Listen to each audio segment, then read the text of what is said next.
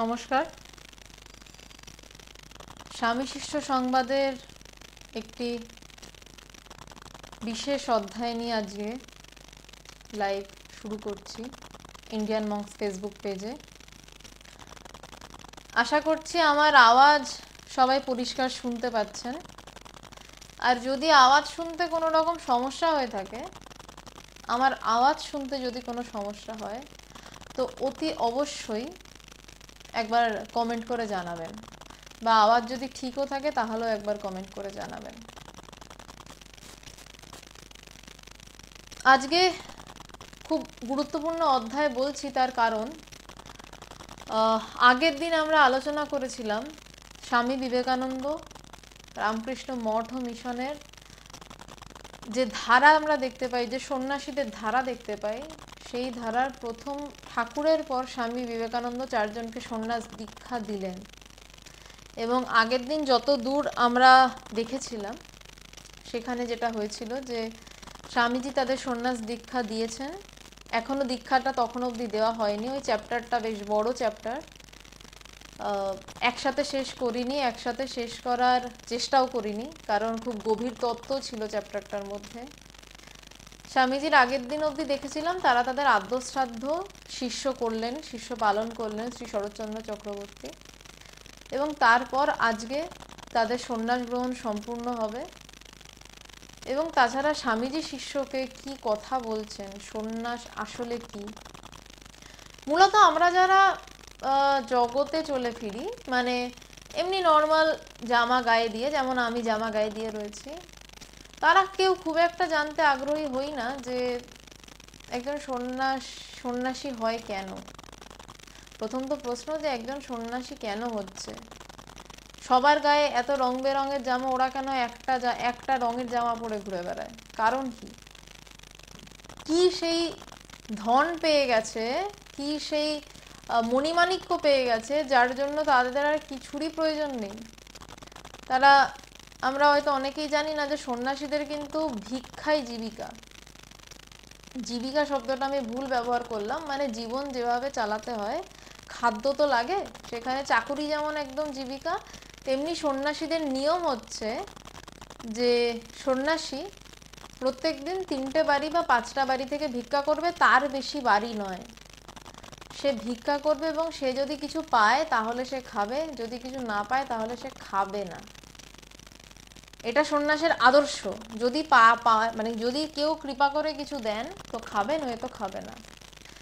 এবার বলছে যে ভিক্ষান্ন পবিত্র। কেন পবিত্র, এটা আমার মনেও খুব প্রশ্ন ছিল যে সন্ন্যাসীদের ভিক্ষা করে কেন খেতে বলছে। কারণ বলছে ভিক্ষান্ন পবিত্র, ভিক্ষা করে যেই অন্ন জোটে তা খুব পবিত্র। তার কারণ মানুষে তো ভিক্ষাটা একটু বিরক্ত হয়ে দেয়। এই উত্তরটা ভগবান দিয়েছিলেন আমাকে, আমার গুরুদেব। একদিনকে মনে রয়েছে আশ্রমে রয়েছি মানে আমরা একটা আমাদের কম বয়সী ছেলেমেয়েদের একটা গ্রুপ ছিল, তো আমরা একসাথে ছিলাম। তো ভগবান হঠাৎ স্বামীজিদের বলেছিলেন যে তোরা ভিক্ষা করে নিয়ে আয়, আজ যা ভিক্ষায় জুটবে তাই আজ আমরা সবাই মিলে সেদ্ধ করে খাবো। তো তখন ভগবান, ওই একটি দিন আমার কপালে ছিল, তো সেই দিনে ভগবান ভিক্ষান্ন কেন পবিত্র সেটা ব্যাখ্যা করেছিলেন। এবং ভগবানের ভাষাতেই বলছি যে ভিক্ষা মানুষ বিরক্ত হয়ে দেয়, যে ভিক্ষা চাইতে এসছে দিয়ে দিলাম, সেই যে দেওয়াটা, সেই দেওয়াতে তার কোনো মন থাকে না, তার বিরক্তি মিশে থাকে। এমনি ধরুন আমরা কাউকে ধরুন কিছু খাওয়ালাম বা কিছু, সেখানে তো একটা আমাদের মন পড়ে যে আমরা তাকে এই কারণে খাইয়েছি, বা তাকে আমার ভীষণ ভালো লাগে বলে খাওয়ালাম। কিন্তু ভিক্ষা যাকে দিই আমরা, তাকে যে আমার ভীষণ ভালো লাগছে বা এমন কিছু নয়, আমরা কিছুটা বিরক্ত হয়ে ভিক্ষাটা দিই, নাও। তো বলছে যেহেতু তাতে কারোর কোনো মন নেই, কারোর কিছু চাওয়া নেই, কিছু পাওয়া নেই, তাই ওই ভিক্ষান্নটা পবিত্র।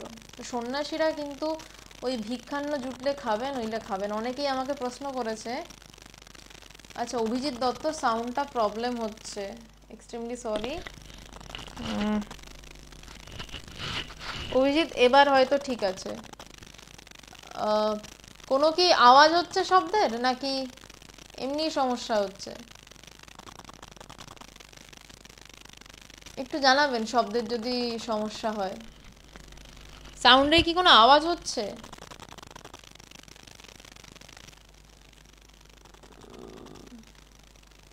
যাই হোক, আমি এগোচ্ছি, যদি আওয়াজ মানে সাউন্ডের সমস্যাটা হয় তাহলে জানাবেন। তো ভিক্ষান্নটা অনেকে এভাবেই দেয় আর কি। তো সেই খাবারটাতে কিন্তু কোনো রকম চাওয়া যেহেতু মিশে থাকে না, তাই জন্য ওটাকে পবিত্র বলা হচ্ছে। সন্ন্যাসীদের নিয়ম হচ্ছে, আচ্ছা আওয়াজ হচ্ছে, ওকে,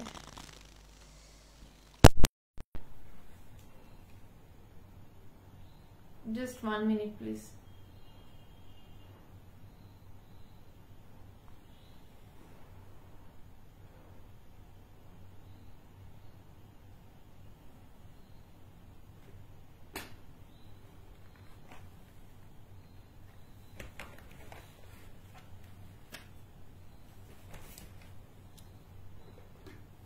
জাস্ট একটা মিনিট, একটু সেটআপটা চেঞ্জ করে নিচ্ছি।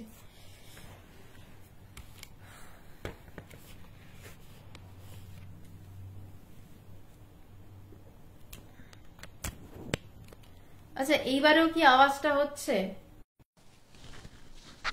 আশা করি নয়, আশা করি এবার আর আওয়াজের সমস্যাটা হবে না। তাও যদি হয় তো একটু জানান, কারণ আওয়াজ হলে শুনতেও সমস্যা, বলতেও সমস্যা। ঠিক আছে, থ্যাংক ইউ পূজা। তো সন্ন্যাসীদের এই জন্য ভিক্ষান্নটা পবিত্র। আবার এদিকে দেখা যায় যে যারা সন্ন্যাসী হচ্ছে তাদেরকে মহা সমারোহে মহারাজ বলে ডাকা হয়। এ আবার কি কথা? যাদের কিছু নেই, হাতে কিছু নেই, একটাই কাপড়, এক রঙের কাপড় পরে ঘুরে বেড়াচ্ছে, মহারাজ তাদেরকে? হ্যাঁ, মহারাজ ডাকা হয়। কিন্তু কেন ডাকা হয় মহারাজ, এইটা নিয়ে কিন্তু আমরা চিন্তা করি না। কারণ তাদের কাছে আসল ওই মানিকটা রয়েছে। রাজার 7টা ভাণ্ডারেও জানি, রাজার 7টা ভাণ্ডারে প্রচুর মাণিক্য থাকতে পারে, কিন্তু রাজার মাথায় প্রচুর চিন্তা। কিন্তু একজন সন্ন্যাসী যে ঠিক ঠিক ব্রহ্ম বিজ্ঞানী সন্ন্যাসী, তার কাছে এমন মণিমাণিক্য রাখা রয়েছে, এমন কিছু জিনিস রাখা রয়েছে যেটা তার অন্তরের সম্পদ, যেটা তাকে পাহারা দিতে হয় না, যেটা কেউ নিয়ে চলে যাবে এমন ভয় নেই। রাজাদের তো ভয় থাকে, সম্পত্তি মানেই কিন্তু ভয়, সাথে ভয় জুড়ে গেল। কিন্তু সন্ন্যাসীদের কাছে এমন সম্পত্তি রয়েছে যে সে নিজেকে টের পায়, সে নিজেকে বোধ করে, তার আর দ্বিতীয় কিছুর প্রয়োজনই হয় না। বলছে তার কাছে সেই সম্পত্তি রাখা। সন্ন্যাসীদেরকে অ্যাকচুয়ালি বলা হয় যে নিঃশব্দ বিপ্লবী। তার কারণ একজন সন্ন্যাসী রাস্তা দিয়ে হেঁটে গেল, আপনি একবার হলেও ঘুরে তাকাতে বাধ্য, হয় বলবেন ভণ্ড, নয় বলবেন দারুণ। কিন্তু চিন্তার মোড় ফেরাতে আপনাকে বাধ্য করে। একবার হলেও ভালোভাবে বা মন্দভাবে ঈশ্বর চিন্তায় আপনার চিন্তাকে আনাবে সন্ন্যাসীরা। এবং সন্ন্যাসীরা, এটা তো সত্য, সমস্ত কিছু ছেড়ে, ঘর ছেড়ে, নিজের বাবা মা সব কিছু ছেড়ে যায় তার একটাই কারণ, যাতে সে ঈশ্বরকে নিয়ে থাকতে পারে। সে কতটা জগতের হিত করতে পারলো, কতজনকে ঈশ্বরের দিকে ঠেলে দিতে পারলো তো পরের কথা। তার প্রথম কথা হচ্ছে সে যেন ঈশ্বরকে নিয়ে পুরোপুরিভাবে থাকতে পারে, সেই জন্য সে যায়। তো যাকে নিয়ে একটু থাকতে পারলেই অনেক মঙ্গল, আর যারা তাকে নিয়ে পুরো থাকে তাদের তো একটা কিছু ব্যাপার আছেই। আমার বাবাকে একদিনকে আমি বলেছিলাম, আমার বাবা ভারত সেবাশ্রম সংঘে পড়তেন, মানে ওখানে থেকে পড়াশোনা করতেন ছোটবেলায়। তো বাবার সাথে একদিন তর্কাতর্কি হচ্ছে। তো বাবা একদিন বলছিলেন যে মহারাজরা যখন মঠে গীতা পাঠ করতেন খুব ভালো লাগতো। তখন বাবাকে বলেছিলাম, বাবা তোমার যদি একটু গীতা পাঠে তোমার এত ভালো লাগে, তাহলে যদি সেই গীতাটা নিয়ে সারা জীবন কাটানো যায়, তোমার সারাটা জীবন কত সুন্দর হতে পারে, তুমি ভেবে দেখেছো? অ্যাকচুয়ালি এটা কিন্তু কেউ ভাবে না। সবাই ভাবে একটুখানি ঈশ্বর চিন্তা করি, ভালো আছি। কিন্তু একবার ভেবে দেখুন তো, যারা সারাটাক্ষণ ঈশ্বরকে নিয়ে পড়ে আছে, সেই সন্ন্যাসীরা, ইয়ার্কি মারতে তো বিশাল বিশাল ইঞ্জিনিয়ার, ডাক্তার, কেউ হ্যাঁ ইউটিউবে হচ্ছে না আমি জানি, কারণ ইউটিউবে অসুবিধা হচ্ছিল, তাই বন্ধ করে দিতে বাধ্য হলাম। তো বিশাল বিশাল সাধু সন্ন্যাসী যারা, তাদের অনেকেই ডাক্তার, ইঞ্জিনিয়ার বা অনেক কিছু, বা কেউ যদি কিছু নয়, সে তো জগতে বেশ টাকা পয়সা কামিয়ে নিজের মতন থাকতে পারতো, কিন্তু করেনি। তার কারণ তাদের প্রায়োরিটি অন্য। তাদের চিন্তা ভাবনা অন্য।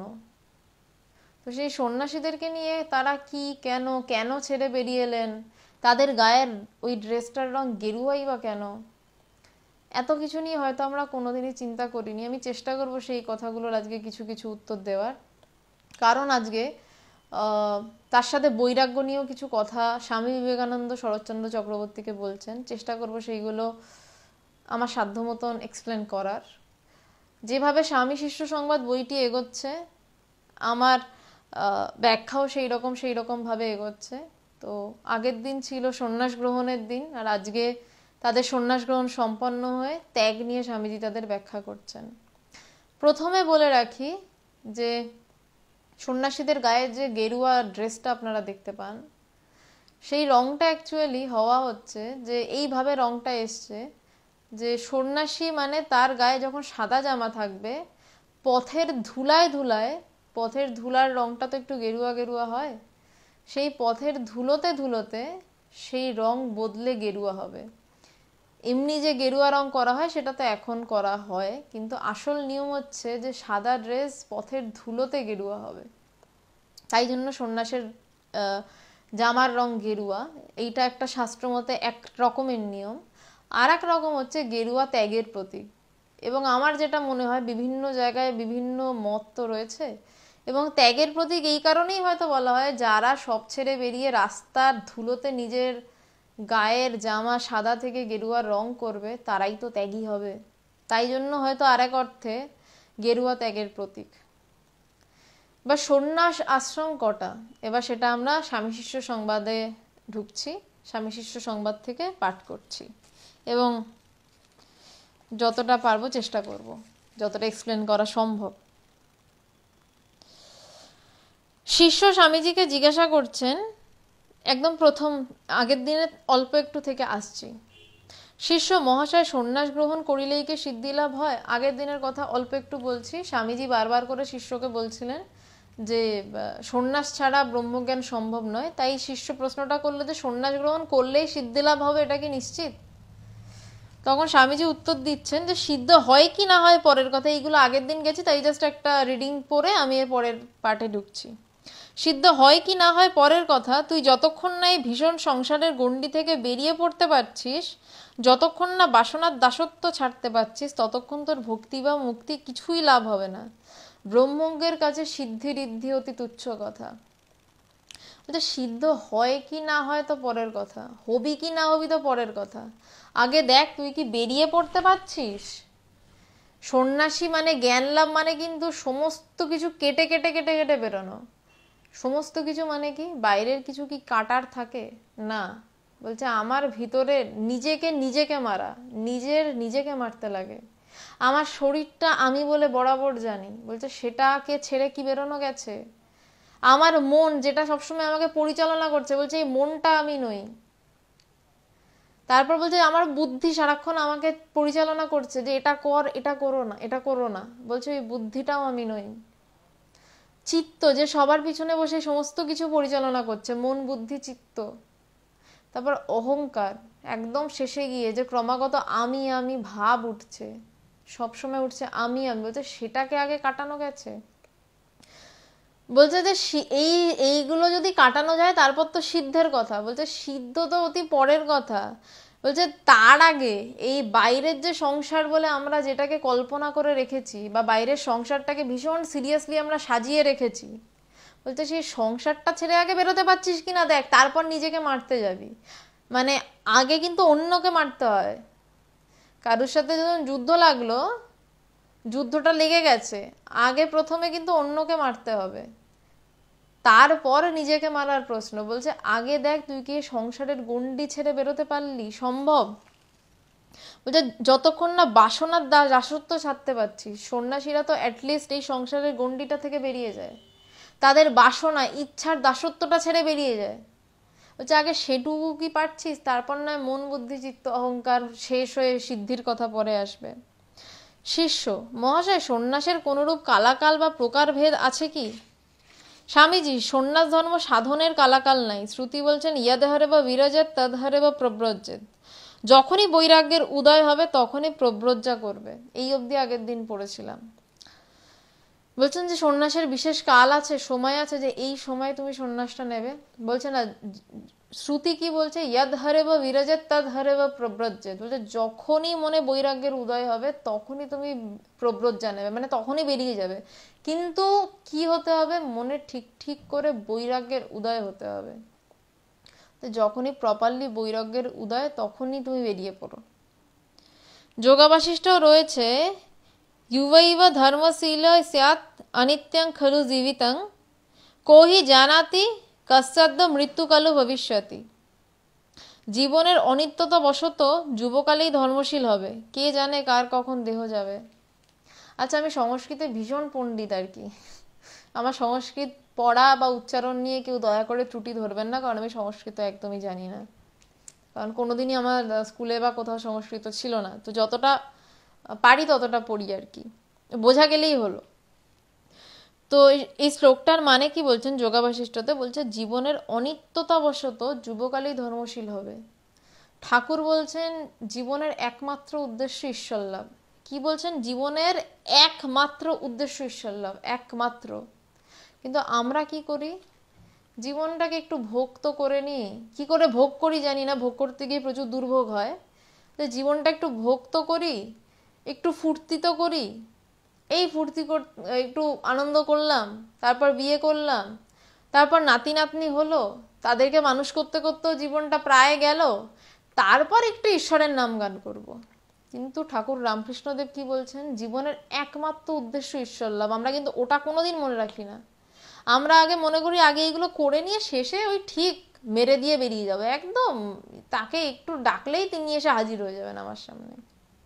কিন্তু না, এখানে যোগাবাশিষ্ঠও বলছেন, বশিষ্ঠ মুনি বলছেন যে জীবনের অনিত্যতাবশত যুবকালেই ধর্মশীল হবে, কারণ জীবন অনিত্য, জীবন কবে আছে কবে নেই জানা যায় না, আজ আছি কাল মরে যেতে পারি। বলছে কিন্তু তুমি যে একটা দিন পেলে, বলছে সেই একটা দিন ঈশ্বরীয় চিন্তা করে নাও। প্রথম যে কাজটা, যে জীবনের একমাত্র উদ্দেশ্য ঈশ্বর লাভ, আগে ঈশ্বর লাভ করে নাও, তারপর যা খুশি করো। ঠাকুর বলছেন ব্রহ্মজ্ঞান আঁচলে বেঁধে যথা ইচ্ছা তথা যাও। ইয়ার কি মারা কথা নয়, ঠাকুর রামকৃষ্ণদেবের কথা। ব্রহ্মজ্ঞান আঁচলে বেঁধে যথা ইচ্ছা তথা যাও, মানে প্রথম, আচ্ছা বলছেন শোনা যাচ্ছে না, আচ্ছা এবার শোনা যাচ্ছে? কেউ একটু কনফার্ম করুন তো প্লিজ, কাইন্ডলি একটু কনফার্ম করুন এবার শোনা যাচ্ছে কি। আমি মাইক টাইক সব খুলে দিয়েছি, আশা করি এবার আর কোনো সমস্যার কথা নয়। পূজা বা যে আছো একটু কাইন্ডলি কনফার্ম করো। তো বলছেন যে জীবনের অনিত্যতা বশতই যুবকালেই ধর্মশীল হবে, কাল যদি মরে যাও তার কোনো ঠিক ঠিকানা নেই। তো প্রথম যেটা কাজ, জীবনের একমাত্র উদ্দেশ্য ঈশ্বর লাভ, সেটাকে আগে ঈশ্বর লাভটা করে নাও, তারপর বলছে কি ব্রহ্মজ্ঞান আঁচলে বেঁধে যথা ইচ্ছা তথা যাও। তো তারপর যেখানে খুশি সেখানে যাও, কোনো আসে যায় না, কিচ্ছু আসে যায় না, কিন্তু প্রথমে তাকে জেনে নাও। মানুষের কি হয়, শেষে তাকে দেখি যদি জানতে পারি, তাই এত ভোগান্তি। তাই জন্য কোনোটাই ভোগ হয় না, পুরোটাই দুর্ভোগ হয়, পুরোটা দুর্ভোগেই কাটে মানুষ। মানুষ জীবনের লাস্টে গিয়ে বলে যে সারাটা জীবন কি পেলাম, দ্যাটস আ বিগ জিরো। এখন বোঝা যাবে না, জীবনের শেষ প্রান্তে থাকা কোনো মানুষকে গিয়ে জিজ্ঞাসা করবেন সারা জীবন যে করলে কি পেলে, বলবে যোগফল শূন্য, যোগফল শূন্য বলে। আমারই অনেকজনকে, 2-3 জনকে জিজ্ঞাসা করেছিলাম শেষ বয়সে কি পেলে, বলছে যোগফল শূন্য, কিছু নেই, কিছু পেলাম না। কিন্তু কিছু পেয়েছি, মানে কিছু পেয়েছি না, কবে বলা যাবে যে আমি সব পেয়েছি, আমার আর কিচ্ছু লাগে না, আমার আর কিছু প্রয়োজন নেই, এটা কখন বলা যায়? যখন তাকে জানা যায়, তখন সব করে বলা যায় যে আমি সব পেয়েছি, আমি পরিপূর্ণ। পূর্ণাৎ পূর্ণশ্চ পূর্ণমিদং পূর্ণাৎ পূর্ণমুদচ্যতে, আমি পুরো পূর্ণ হয়ে বসে রয়েছি, আর কিচ্ছু নয়। তো বলছেন জীবনের অনিত্যতাবশত যুবকালে ধর্মশীল হবে, কে জানে কার কখন দেহ যায়। শাস্ত্রে চতুর্বেদ সন্ন্যাসের বিধান দেখতে পাওয়া যায়, শাস্ত্রে 4 রকমের সন্ন্যাসের বিধান দেখতে পাওয়া যায়। 1 নম্বর বিদ্যৎ সন্ন্যাস, 2 নম্বর বিবিদিশা সন্ন্যাস, 3 নম্বর মর্কট সন্ন্যাস, 4 নম্বর আতুর সন্ন্যাস। শাস্ত্র বলছে 4 রকমের সন্ন্যাস দেখতে পাওয়া যায়। সন্ন্যাস 4 রকম ভাবে মানুষ 4 রকম মনের অবস্থা নিয়ে সন্ন্যাস নিতে পারে। একটা প্রথম বিদ্যৎ সন্ন্যাস। বলছেন হঠাৎ ঠিক ঠিক বৈরাগ্য হলো, ও তখনই সন্ন্যাস নিয়ে বেরিয়ে পড়লে, এটি প্রাক জন্ম সংস্কার না থাকলে হয় না, ইহার নাম বিদ্যৎ সন্ন্যাস। আমরা কথামৃতে পাই লালাবাবুর কথা। লালাবাবুর বিশাল ব্যবসা ছিল, বিশাল ধনী পরিবারের লোক, নিজে বিশাল ব্যবসায়ী। তিনি বসে তেল মাখছিলেন এবং তার মেয়ে পুকুর থেকে মোস্ট প্রবাবলি হাঁস বা কিছু একটা ডাকছিল। ডাকতে গিয়ে তার মেয়ে বলেছিলেন, বাবা বেলা যে যায়। দারুণ গল্প, অবাক হয়ে গেছিলাম পরে। কি বলছেন যে বাবা বেলা যে যায়। জাস্ট এই কথাটুকু শুনলেন এবং লালাবাবু সাথে সাথে ওই যে বাড়িতেও আর ঢুকলেন না।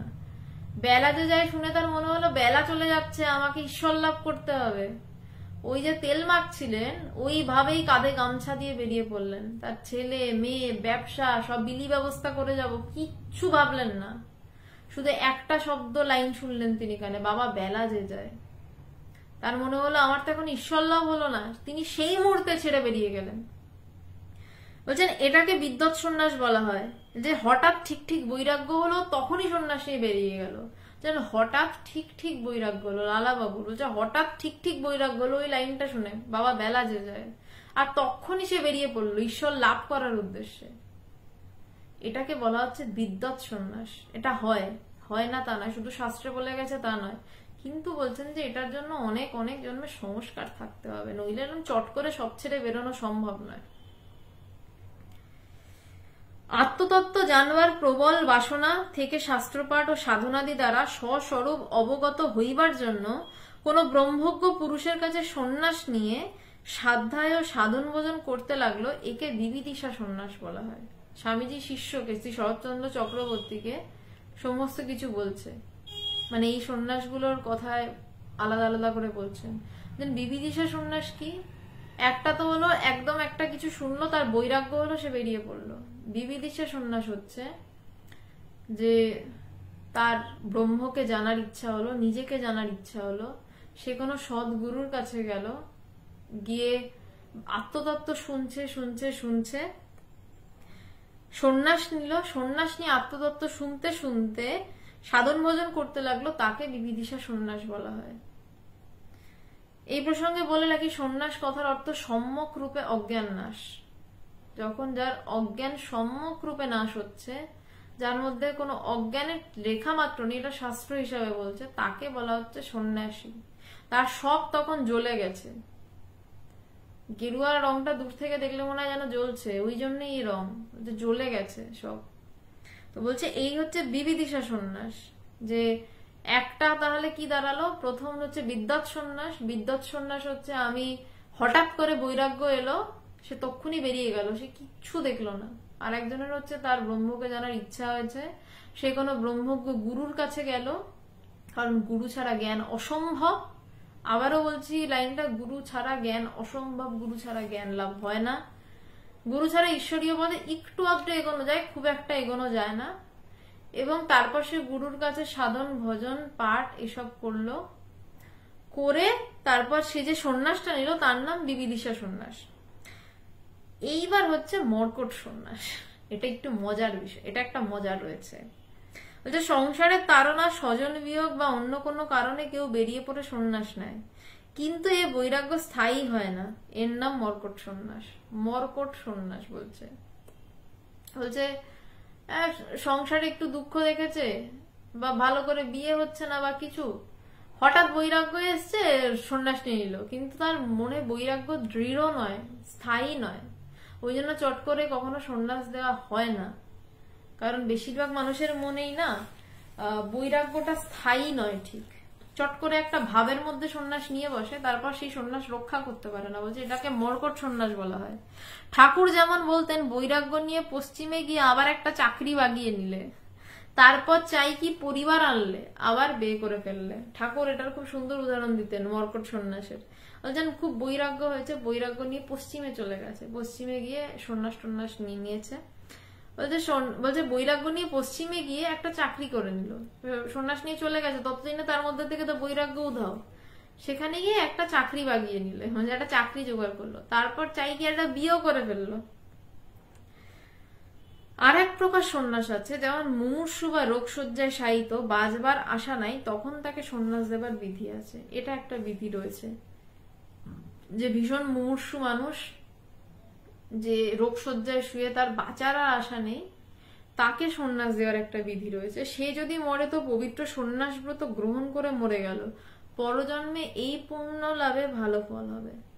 এটা পরজন্মের কথা চিন্তা করি, হিন্দু ধর্মে পরজন্ম মানা হয়, এই পরজন্মের কথা চিন্তা করে এইটা করা হয় যে যে প্রায় মরবে, মানে তার আর বাঁচার আশা নেই, তাকে শেষ শয্যায় সন্ন্যাস দান করলেন কোন ব্রহ্মজ্ঞ পুরুষ, যে এর ফলে এর পরজন্মে একটা ভালো সংস্কার নিয়ে আবার জন্মাবে। আর যদি বেঁচে যায় তো আর গৃহে না গিয়ে ব্রহ্মজ্ঞান লাভের চেষ্টায় সন্ন্যাসী হয়ে কাল যাপন করবে। তোর কাকাকে শিবানন্দ স্বামী আতুর সন্ন্যাস দিয়েছিল। শিবানন্দজি স্বামীজিদেরই এক গুরু ভাই সম্ভবত। তোর কাকাকে বলতে আমার মনে হয় সেই শিষ্যেরই কাকার কথা বলছে। তোর কাকাকে শিবানন্দ স্বামী আতুর সন্ন্যাস দিয়েছিল, সে মরে গেল, কিন্তু ওই রূপে সন্ন্যাস গ্রহণে তার উচ্চ জন্ম হবে। বলছে সে মরে গেল, কিন্তু যেহেতু ওই রূপে সন্ন্যাস গ্রহণ হয়েছে, শেষ যে মারা গেছে সন্ন্যাস ব্রত নিয়ে, তার উচ্চ জন্ম হবে। সন্ন্যাস না নিলে কিন্তু আত্মজ্ঞান লাভের আর উপায়ন্তর নাই। মহাশয়, গৃহীদের তবে উপায়, সুকৃতিবশত কোনো না কোনো জন্মে তাদের বৈরাগ্য হবে, বৈরাগ্য এলেই হয়ে গেল। জন্ম মৃত্যু প্রহেলিকার পারে যাওয়ার আর দেরি হয় না। তবে সকল নিয়মেরই দু একটা এক্সেপশন আছে। ঠিক ঠিক গৃহীর ধর্ম পালন করেও দু একটা মুক্ত পুরুষ হতে দেখা যায়, যেমন আমাদের মধ্যে নাগ মহাশয়। স্বামীজি আবারও বলছে সন্ন্যাস না নিলে কিন্তু আত্মজ্ঞান লাভের আর উপায়ন্তর নেই। বলছে আর হবে না। এটা নিয়ে আমি আগের দিনও আপনাদেরকে বলেছিলাম একটা ঘটনা, আজকে আবারও বলছি। আমার গুরুদেব ভগবান কিন্তু গৃহী। তার আধ্যাত্মিক পথে যাওয়া তার বিয়ের পরে, তার কন্যা সন্তান জন্মানোর পর। কিন্তু বলছে ভিতরে ব্রহ্মজ্ঞানের জন্য কি দরকার, বারবার স্বামীজি কি বলছেন, ভিতরে বৈরাগ্য দরকার। তো ভগবান যখন এই কথাটা স্বামীজি শুনেছিলেন যে সন্ন্যাস না নিলে আত্মজ্ঞান লাভের ঠিক আত্মজ্ঞান লাভের উপায় নেই, তার কিন্তু তখন একবারও মনে হয়নি আমার নতুন বিয়ে, আমার উপর আমার শুধু মেয়ে এবং বউই নয়, আমার উপর আমার গোটা ভাইরা সবাই দাঁড়িয়ে রয়েছে আমার রোজগারের উপর, আমি সন্ন্যাসী হয়ে বেরিয়ে গেলে এদের কি হবে, কিচ্ছু ভাবেননি। তার কারণ তিনি ব্রহ্মজ্ঞান লাভের জন্য এতটা পাগল ছিলেন।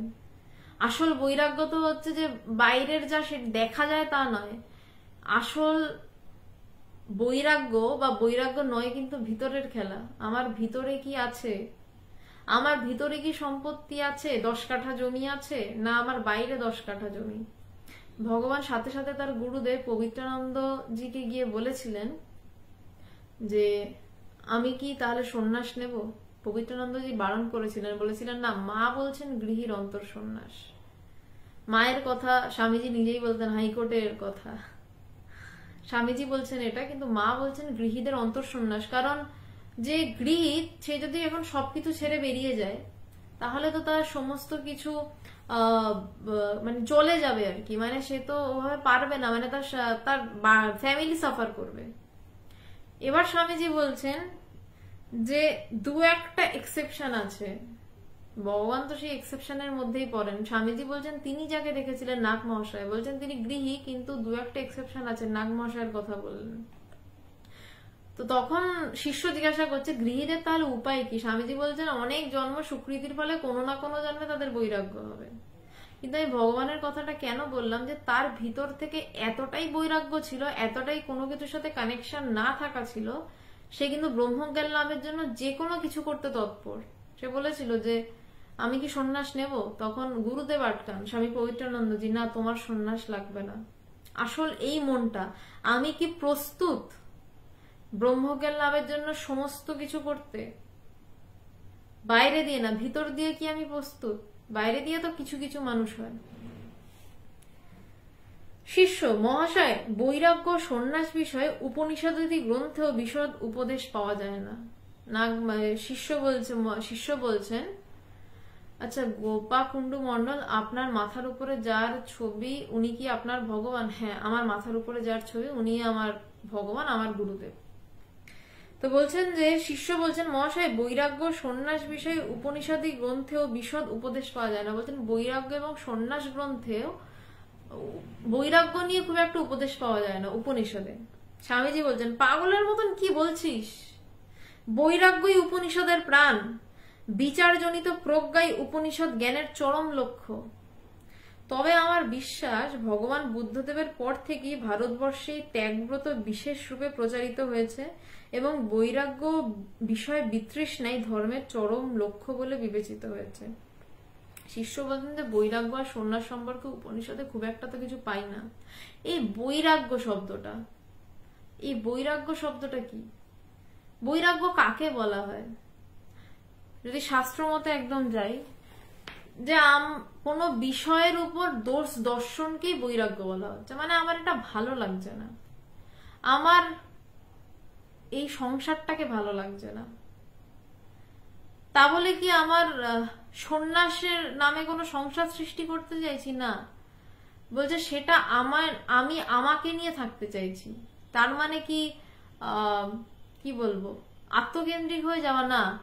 যেই আমিটাকে নিয়ে আমি থাকতে চাইছি সেই আমিটা সবার মধ্যে ছড়ানো। রূপং রূপং প্রতিরূপ বভুব। যেই আমিটাকে নিয়ে আমি থাকতে চাইছি, এমনিতে তো মানুষ সবাইকে নিয়ে থাকতে চায়, কিন্তু থাকতে পারে কি? পারে না। কারণ সে নিজের আমিটাকে নিয়েই থাকতে পারে না, তো পরের আমিকে নিয়ে কি থাকবে? কিন্তু যে ঠিক ঠিক করে নিজের আমিটাকে টের পেয়ে যায়, সে তার কাছে সব আমি একাকার, সে তখনই ঠিক ঠিক ভাবে সবাইকে নিয়ে থাকতে পারে। কিন্তু তার জন্য কি দরকার? না বৈরাগ্য দরকার। বৈরাগ্যটা কি বস্তু? বাইরে থেকে যদি বলি বৈরাগ্য কি বস্তু, অ্যাকচুয়ালি বৈরাগ্য একটা অনুভব। যখন আমার যে কোনো বিষয়ের প্রতি দোষ দর্শন হচ্ছে, মানে আমার এই বিষয়টা ভালো লাগছে না, আমার এই বিষয়টা পছন্দ হচ্ছে না। আমার কি পছন্দ হচ্ছে না? আমার নিজের ভিতরে নিজের ডুবে থাকা পছন্দ হচ্ছে। আমি কতটা বৈরাগ্যবান তার মাপকাঠি কি? না আমি নিজে কতটা আত্মচিন্তনে মগ্ন থাকছি। এবার বিষয়টা হচ্ছে, অনেকে বলতে পারেন যে আত্মচিন্তনে যদি আমি মগ্ন থাকি তাহলে তো জনক রাজা এত বড় রাজ্য চালাতেন, তাহলে তিনি এত বড় জ্ঞানী, তার সাথে আবার এত বড় ব্রহ্মজ্ঞানী বলা হয়। জনক রাজা তো সন্ন্যাসী ছিলেন না। বলা যেতে পারে যাজ্ঞবল্কের কথা, কই তারা তো সন্ন্যাসী ছিলেন না। কিন্তু মুশকিলটা কি জানেন তো, ওই জনক রাজা, ঠাকুর বলতেন যে জনক রাজা দু হাতে দুটো তলোয়ার নিয়ে ঘোরায়। সবাই জনক রাজা হয় না। জনক রাজার একটা গল্প শোনাই, তাহলে বোঝা যাবে যে জনক রাজা কি চরম বৈরাগ্যবান ছিলেন এবং তারপর তিনি রাজকার্য সম্পন্ন করতেন। এবং কিভাবে করতেন সেটা বলছি। জনক রাজার যিনি গুরুদেব ছিলেন অষ্টাবক্র মুনি। অষ্টাবক্র মুনি দুর্ধর্ষ ব্রহ্মজ্ঞানী। জনক রাজার অষ্টাবক্র মুনির কাছে বসে একদিনকে বেদান্ত শুনছেন। শুনতে শুনতে হঠাৎ খবর এলো মিথিলাতে আগুন লেগেছে। মিথিলা নগরী, তার জায়গা, তার রাজপ্রাসাদ ওখানে, তার সব আত্মীয়রা ওখানে, তার মেয়েরা বউয়েরা ওখানে এসে রাজাকে খবর দিচ্ছে মিথিলায় আগুন লেগেছে। কথাটা জাগতিকভাবে শুনলে খুব গায়ে লাগবে, আমারও লেগেছিল প্রথম। তারপর বুঝেছি যে না, কেন বলছেন এরকম কথা। জনক রাজার সাথে সাথে উত্তর দিলেন, মিথিলা পুড়ছে তো আমার কি? আমি এখানে গুরুর কাছে বসে ব্রহ্মজ্ঞানের কথা শুনছি। আমি আবারও লাইনটা বলছি, দেশের রাজা, এবং শুধু যদি মনে করেন তার প্রজা পুড়ছে নয়, সেখানে তার রাজপ্রাসাদ, তার সমস্ত আত্মীয় স্বজন ওখানে, যখন তাকে বসে খবর দেওয়া হচ্ছে, মানে যদি আমি বসে থাকি আমাকে খবর দিচ্ছে আমার বাড়ি পুড়ছে, কিন্তু তার এমন বৈরাগ্য, সে বসে বলছে আমি গুরুর কাছে বেদান্ত শুনছি, মিথিলা পুড়ছে তো আমার কি? এই জনক রাজা, সবাই জনক রাজা হতে পারে না। সবাই তখন দৌড়ায় যে আমার বাড়িটার আগুন লেগে গেল। সবাই যদি নিজেকে জনক রাজা ভাবতে চায়, এবং জনক রাজা যেরকম ছিলেন, সে আত্মচিন্তায় ডুবে আছে এবং এতটাই গুরুগত প্রাণ যে গুরু বলছেন যে রেকাবে, ঘোড়ার রেকাবে পা দিয়েছেন। আমি জানি না গল্পটা আপনারা জানেন কিনা, এটা গল্প নয়, সত্য ঘটনা। বলছে রেকাবে পা ব্রহ্মজ্ঞান, একটা খুব সুন্দর গল্প রয়েছে উপনিষদে। জনকরাজ এবং অষ্টাবক্র মুনি, অষ্টাবক্র মুনি জনক রাজা দুজনের দেখা হয়েছে। অষ্টাবক্র মুনির কাছে জনক রাজা বলেছেন আপনি আমার ব্রহ্মজ্ঞান দিতে পারবেন? বলছেন হ্যাঁ পারবো। তো অষ্টাবক্র মুনি বলছেন আমার গুরু দক্ষিণা কি? বলছেন আমার সব আপনার, আমার দেহ মন প্রাণ সব আপনার। একজন রাজা বলছেন। তারপর অষ্টাবক্র মুনি বলছেন ঠিক আছে, বলে ঘোড়ার রেকাব থাকে তো, একটা রেকাবে পা দিয়ে ওদিকে পাটা ফেলতে হয়। তো জনক রাজা একটা রেকাবে পা দিয়েছেন। সেই অবস্থায় হঠাৎ অষ্টাবক্র মুনি বলেছেন দাঁড়াও আমি আসছি। একটা রেকাবে পা দেওয়া আর একটা পা মাটিতে। জনক রাজাকে অষ্টাবক্র মুনি বললেন দাঁড়াও আমি আসছি। জনক রাজা চুপ করে ওইভাবে দাঁড়িয়ে রয়েছেন। প্রায় দিন শেষের পর অষ্টাবক্র মুনি ফিরে দেখছেন জনক রাজা এক পা রেকাবে দিয়ে দাঁড়িয়ে। তো বলছেন এটা কি, তুমি পা নামাওনি, তুমি এভাবে দাঁড়িয়ে আছো? বলছেন প্রভু আপনি তো, আমার তো সবই আপনার, আপনি না বললে পা নামাই কি করে? এই ছিলেন রাজা জনক। বলছেন আপনি না বললে আমার তো সবই আপনার, আমি তো আপনাকে দিয়ে দিয়েছি। আমি পা দেওয়া অবস্থায় আপনি বললেন আসছি দাঁড়াও, তো আপনি না বললে আমি পা নামাই কি করে? এই জনক রাজা, তার জ্ঞানের গভীরতা কি! এই তার গুরুগত প্রাণ, গুরু ছাড়া কিচ্ছু বোঝে না। সে গুরুর কাছে বসে বেদান্ত শুনছে, বলছে যে মিথিলা পুড়ছে আমার কি, এই তার বৈরাগ্য। জনক রাজা সবাই হতে পারে না। অনেকে নিজে জনক রাজা ভাবে নিজেকে, যে সে বোধহয় আত্মচিন্তনে পুরোপুরি মগ্ন, কিন্তু আসলে জনক রাজা হতে গিয়ে জনক হয়ে বসে। জনক রাজা আর হওয়া হয় না, জনক ঋষি হওয়া হয় না, তখন জনক হয়ে যায়। কারণ নিজেকে ওই ভাবে হয়তো সন্ন্যাসী হলাম না, কিন্তু আমি তো সারাক্ষণ আত্মচিন্তাতেই ডুবে রয়েছি। কিন্তু আত্মচিন্তায় ডুবে থাকতে গেলে এই জনক রাজা বলছে যে দুই হাতে দুটো তলোয়ার নিয়ে কাটছে, একদিকে সংসার কাটছে আর একদিকে সমস্ত কিছু কেটে কেটে উড়িয়ে দিচ্ছে। ঠাকুর বলতেন যে জনক রাজা ভারী মজা খেয়েছিল দুধের বাটি, এদিক ওদিক দুদিক রেখে খেয়েছিল দুধের বাটি। এই ধরনের একটা ছড়া আছে ঠাকুরের, জনক রাজাকে নিয়ে বারবার বলতেন।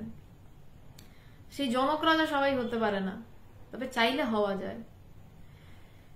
যাজ্ঞবল্ক্য মুনির কথা বলি। যাজ্ঞবল্ক্য মুনি এনারা কিন্তু সন্ন্যাসী ছিলেন না, কিন্তু বৈরাগ্যের কথা বলছি আমি। বৈরাগ্য কিন্তু ভিতরের। যাজ্ঞবল্ক্য মুনি, তার দুই স্ত্রী ছিল, দুই স্ত্রী আবার, এক স্ত্রী নয়, কাত্যায়নী এবং মৈত্রেয়ী দেবী। জনক রাজা এই যাজ্ঞবল্ক্য মুনি দেখলেন যে তিনি মুনি হয়েছেন, কিন্তু তার ব্রহ্ম জ্ঞান এখনো হয়নি। তখন দেখলেন যে না, এবার সব ছেড়ে আমাকে সন্ন্যাস নিতে হবে। তখন দুই স্ত্রীর মধ্যে সম্পদ ভাগ করে দিচ্ছেন। মৈত্রেয়ী দেবী কিন্তু বুদ্ধিমান ছিলেন। কাত্যায়নী দেবীর সম্পদ নিয়ে খুশি। মৈত্রেয়ী দেবী এসে জনকরাজকে বললেন যে তুমি কেন সম্পত্তি ভাগ করে দিয়ে কোথায় যাচ্ছ? বলছে যে আমি আরো কিছু লাভের আশায় যাচ্ছি। বলছে তোমাকে তো সম্পত্তি দিচ্ছি। বলছে আমার সম্পত্তি চাই না, যেই সম্পত্তি তুমি ত্যাগ করে যাচ্ছ তার মানে তুমি আরো বেটার কিছুর জন্য যাচ্ছ, আমার সেই সম্পত্তি লাগে। তখন যাজ্ঞবল্ক্য মুনি মৈত্রেয়ী দেবীকে নিয়েই সন্ন্যাসাশ্রমে প্রবেশ করেছিলেন। তো সন্ন্যাসের বৈরাগ্য বিষয়টা কিন্তু এইটা। আমার গুরুদেব ভগবান তিনি কিন্তু সন্ন্যাসী নন, কিন্তু এই যে স্বামীজি বলছেন এক্সেপশন, সবাই হয় না। ভগবান যেমন ডাইরেক্ট জিজ্ঞাসা করলেন আমি কি সন্ন্যাসী হব, এক মুহূর্ত দ্বিধা নেই যে আমার ব্রহ্মজ্ঞান লাগে, আমার ব্রহ্মজ্ঞান লাগে, আমাকে তার জন্য যা করার করতে হবে, এবং আমাকে আত্মচিন্তায় ডুবে থাকতে হবে। এটা সবার মধ্যে থাকে না। সবাই ভান করে আত্মচিন্তায় ডুবে আছে। এই ভান করতে করতে কিন্তু আত্মা থেকে অনেক অনেক দূর সরে যায়। শুধু আত্মা থেকে তো দূরে সরে না, গুরুর কাছ থেকেও অনেক দূর সরে যায় মানুষ। কিন্তু সে নিজেকে ভাবে যে সে সরে নেই, এটাও মায়া। এই সরে থাকাটাও মায়া।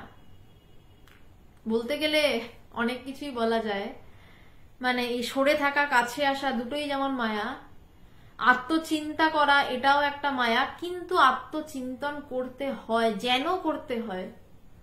আমরা আত্মাতেই থাকি, আত্মাতেই আমাদের বসবাস, কিন্তু যেন করতে হয়। এই যেন একটা মাঝখানে রয়েছে, এই যেনটাই মায়া। এখানে বৈরাগ্য নিয়ে স্বামীজি বলছেন যে বৈরাগ্য উপনিষদের প্রাণ, বলছেন মূলই হচ্ছে বৈরাগ্য। বিচারজনিত প্রজ্ঞাই উপনিষদ জ্ঞানের চরম লক্ষ্য। বলছে বিচার করে করে যে জ্ঞান লাভ সেটাই উপনিষদের চরম লক্ষ্য। এই বিচারটা কেমন না, যেটা প্রথমে বললাম, আমি মন নই, এটা বোঝা, শুধু বলা নয়। আমি বুদ্ধি নই, এটা বোঝা। আমি চিত্ত নই, আমি অহংকার নই, শেষে আমিটাও নই। এই আমিটাও নই যখনই, তখনই সবকিছুর শেষ, তখনই তার প্রকাশ। তবে আমার বিশ্বাস ভগবান বুদ্ধদেবের পর থেকেই ভারতবর্ষে ত্যাগব্রত বিশেষ রূপে প্রচারিত হয়েছে এবং বৈরাগ্য বিষয় বিতৃষ্ণাই ধর্মের চরম লক্ষ্য হিসাব বলে বিবেচিত হয়েছে। বৌদ্ধ ধর্মের সেই ত্যাগ বৈরাগ্য হিন্দু ধর্ম নিজের ভিতরে অ্যাবজর্ব করে নিয়েছে। ভগবান বুদ্ধের ন্যায় ত্যাগী মহাপুরুষ পৃথিবীতে আর জন্মায়নি। যার 24 ঘন্টা আত্মচিন্তন থাকবে, ত্যাগ কাকে বলা হচ্ছে?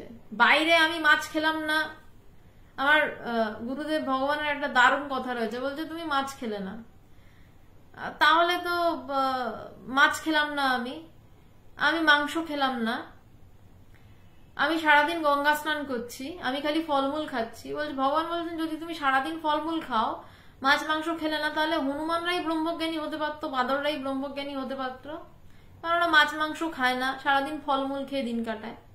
কিন্তু তা হয় না।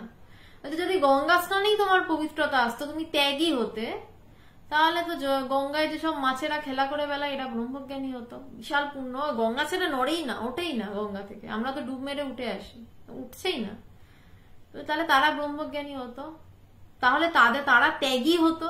বলছে না, ত্যাগী সেরকম ভাবে হয় না। ত্যাগী হচ্ছে যে তোমার কতটা বিষয় বিতৃষ্ণা, এবং বিষয় বিতৃষ্ণা কখন আসবে, কখন আসা সম্ভব, যত বেশি আমি নিজের ভিতরে ডুববো বাইরের বিষয় ছেড়ে, তত বেশি আমি আমার নিজের ভিতরটাকে সত্য বলে বোধ করব, এবং তত বেশি বুঝবো যে বাইরে আসলে কিছু নেই।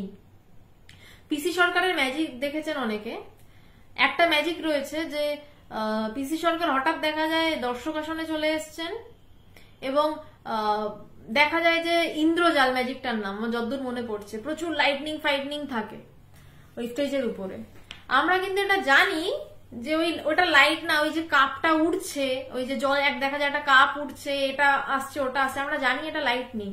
আমরা ওরকমই হ্যাঁ মানে খেলার ছলে দেখি, হাসতে হাসতে হ্যাঁ দেখছি, হঠাৎ দেখি তারপর পিসি সরকার আমাদের মধ্যে।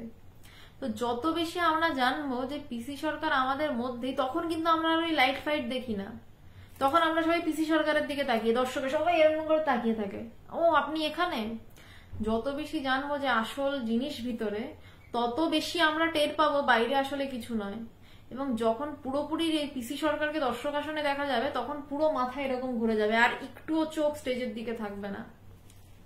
আমাদের চোখ সবসময় স্টেজের দিকে থাকে, কি হচ্ছে কি হচ্ছে, কিন্তু যখনই আমাদের চোখ ধীরে ধীরে ধীরে ধীরে ভিতরে যায় এবং টের পায় যে আসলে কিছুই নেই বাইরে, সেটার নামই বৈরাগ্য।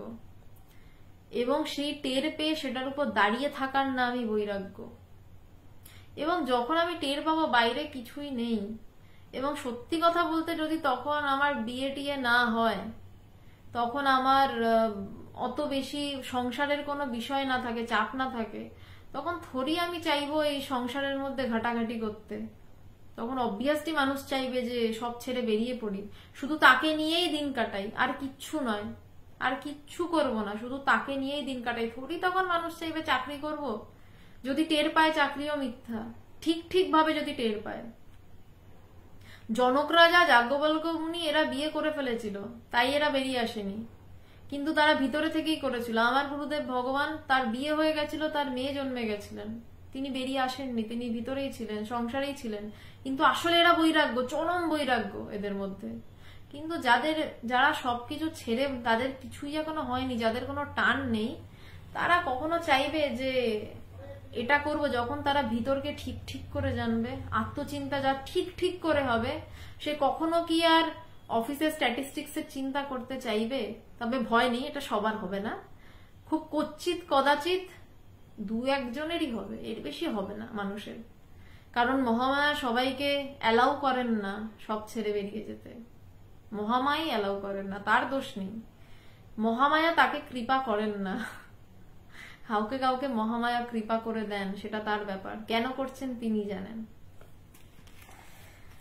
স্বামীজি বলছেন যে ভগবান বুদ্ধের নয় ত্যাগী মহাপুরুষ পৃথিবীতে আর জন্মায়নি। কেন ত্যাগী বলছে কেন? আর বুদ্ধদেবের বৈরাগ্যের জন্য। একটা ছাগলকে বলি দিতে নিয়ে যাচ্ছে, বুদ্ধদেব দেখে বলছেন যে ছাগলকে বলি দেওয়ার দরকার নেই, আমাকে বলি দাও, আমি তো দেখতে আরো বড়, আমাকে বলি দিলে নিশ্চয়ই তোমার পুণ্য আরো বেশি হবে। এইটাই ত্যাগ, এই বৈরাগ্য। তার এতটুকু নিজের প্রতি আসক্ত নেই যে আরে আমায় বলি দিয়ে দেবে। একটা ছাগল শিশুর জন্য বলছে আমাকে বলি দিয়ে দাও। সামনের মানুষটাই বদলে গেল এই কথা শুনে, যে এই কথা কে বলতে পারে, এটা ছাগলের বদলে আমাকে বলি দিয়ে দাও। মানুষ তো সবার আগে নিজেকে বাঁচায়, মানুষ সব থেকে বেশি নিজেকে ভালোবাসে। নিজেকে মানুষ ভালোবাসে, নিজের কথা মানে মানুষের যা শুনতে ভালো লাগে তাই সে শোনে। এখন যদি কারোর ডিস্কো থেকে গিয়ে নাচতে ইচ্ছা করতো সে তাই করতো, আবার কারোর হয়তো এই কথা শুনতে ভালো লাগছে তাই আপনারা শুনছেন। আফটার অল আপনাদের যেটা ভালো লাগছে আপনারা একটু ভালো করে নিজের মনের দিকে তাকিয়ে যদি দেখেন, নিজের ভালো লাগছে বলেই কিন্তু শুনছেন। সবটাই কিন্তু আমার উপর আগে ডিপেন্ডেন্ট। কে বলছে, ভালো বলছে না মন্দ বলছে সেটা সেকেন্ডারি ফ্যাক্টর। আপনার শুনতে ভালো লাগছে তাই আপনি শুনছেন। তো সেই যে এখানে আমিটা এত প্রিয়, সেই আমিটাকে একটা ছাগল শিশুর জন্য নিজে বলি দিতে চলে যাচ্ছে বুদ্ধদেব। বলছে এই ত্যাগ, তার ভিতরে এতটুকু আসক্তি নেই। কখন এই ত্যাগ হয় না? প্রত্যেক মুহূর্তে আত্মচিন্তনে মগ্ন থাকলে, নিজেকে নিয়ে ডুবে রয়েছি। তবে কি মহাশয়, বুদ্ধদেবের জন্মাইবার পূর্বে দেশে ত্যাগ বৈরাগ্যের অল্পতা ছিল এবং দেশে সন্ন্যাসী ছিল না? তাকে বললে সন্ন্যাস। স্বামীজি উত্তর দিচ্ছেন, শিষ্য বলছে যে বুদ্ধদেবের জন্মানোর আগে কি তাহলে ত্যাগ বৈরাগ্য এই ব্যাপারটা ছিল না? দেশে সন্ন্যাসীও ছিল না? স্বামীজি বলছেন, কে বললো এটা? সন্ন্যাস আশ্রম ছিল, কিন্তু উহায় জীবনের চরম লক্ষ্য সাধারণের জানা ছিল না।